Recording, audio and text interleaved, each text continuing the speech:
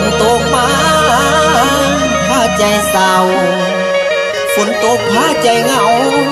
คิดถึงเจ้าพ่อผู้ไกลที่เห็น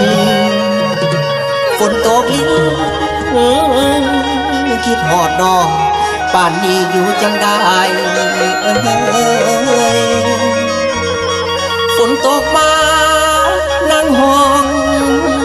ไห้หาแฟนเก่าเขาไล่ป่านำฝนปนน้ำตาที่หลั่งมาจากใจซ้ำ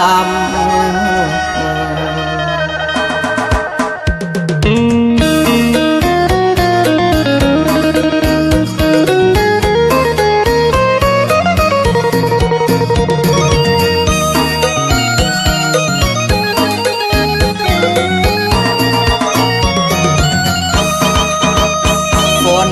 ตกลงมายามใดข้าหัวใจอายคิดถึงนางเมื่อฝนตกมาอายคิดไปหลายต่างคิดฮอดแต่นางสองเฮาเคยสัญญาเคยเก็บดอกคูณร่วมกันสงกรานต์ปีนั้นจำได้บ่คนดีเจ้าจากอายไปจนนานหลายปีจนฮอดวันนี้บ่มีข่าวหน้ามนจนฮอดวันนี้บ่ฮู้ข่าวหน้ามน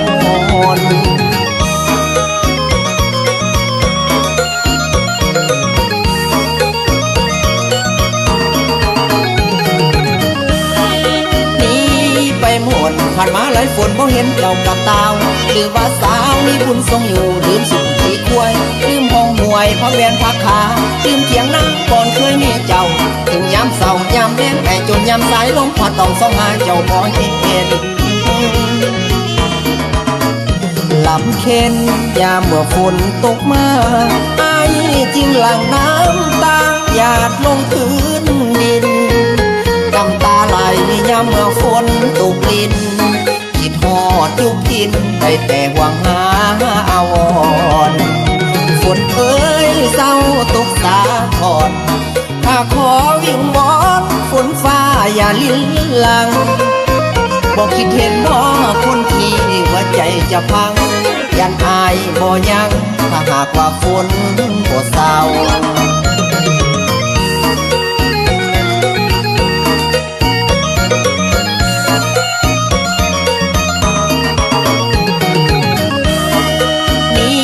ไปเข่าอยู่ในเมืองหลวงลืมสู่ผู้เก่าลืมห้อยหักเข่าของเจ้าแต่หลัง